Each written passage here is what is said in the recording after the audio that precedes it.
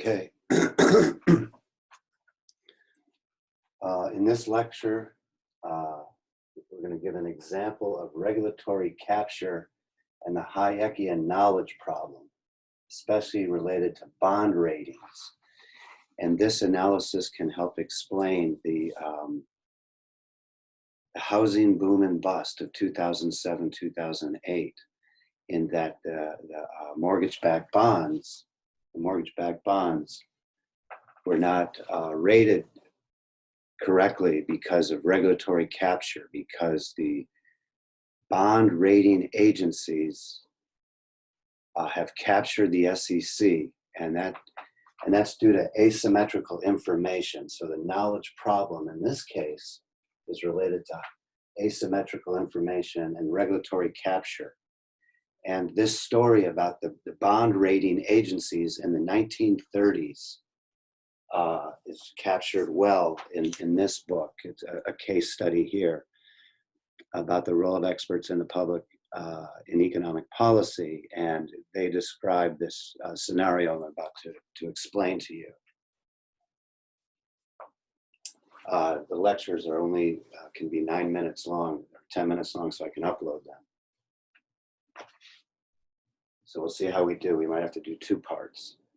So what happens prior to the creation of the SEC in the 1930s, let's say, for example, ABC Corp, a AAA, AA rated bond, wants to borrow money for 10 years at 7%, and they want to borrow $500 million. And this, they're seeking capital to ramp up production. It could be an information communications technology. It could be an advanced for example, advanced 6G. It could be microchips, or it could be automobiles, or in this case, mortgage-backed bonds.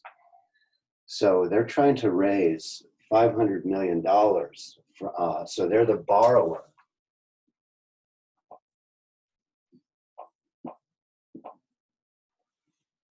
In the loanable funds market, and these would be the lenders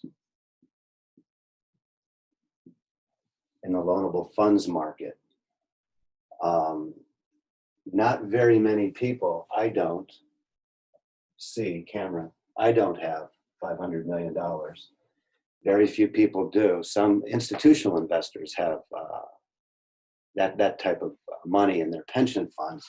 For example, labor union pension funds and university endowments and things, they have a lot of money to invest in safe assets. Well, we're going to find out why the rating agencies, the capture in the rating agencies doesn't necessarily make the risk rating they get does not necessarily represent the underlying risk of the investment.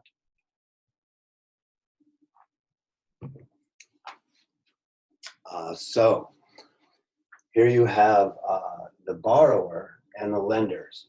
The borrowers know much more about their business that they do. They're in the market every day. They're doing the business, so they have more knowledge. Whereas the people who might want to lend money in the loanable funds market don't know as much about the industry as the borrower does. So this creates asymmetrical information. So what emerged was bond rating agencies.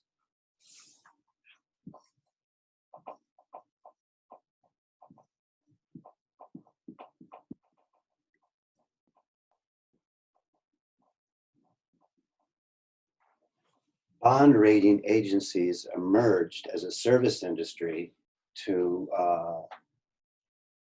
lessen the asymmetrical information between the lenders and the borrowers. So let's say that there's 3 different bond rating agencies.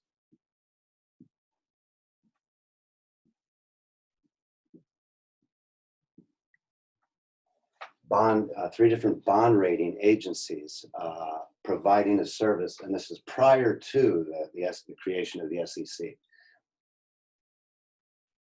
So what happens then, let's say that I want to lend money to get interest, and invest in a bond, but I don't know enough about the industry. So I would go to a bond rating agency. I would pay the bond rating agency money, and then they would give me information.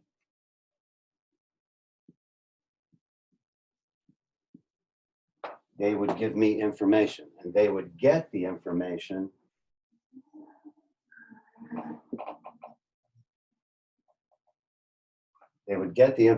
from the bond, from the borrower. The borrower has the incentive to work with the bond rating agency to provide information to borrowers or to lenders to lessen the asymmetrical information to facilitate the market transaction. And so let's say that I go to bond rating agency 2, and it turns out that they give me a bad rating, right? So then what I would do, due to competition, I would go to a different bond rating agency. And then I would keep using different bond rating agencies and using the one that would give me the most accurate bond rating.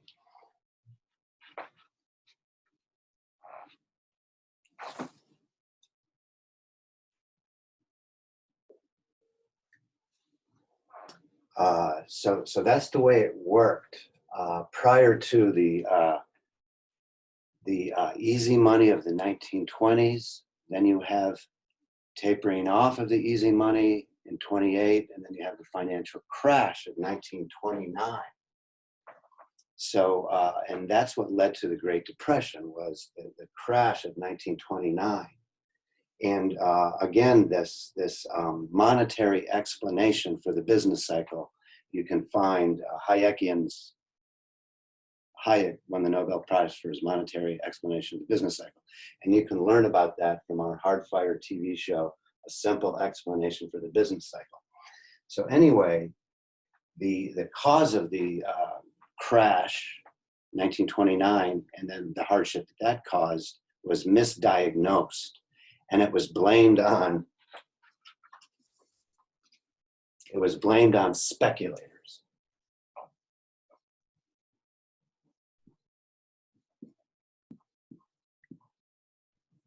The word speculators is simply, we're all speculators. We all, in an risk and uncertainty, in an uncertain world, unknown, unknowable future, we all take entrepreneurial activity or we speculate.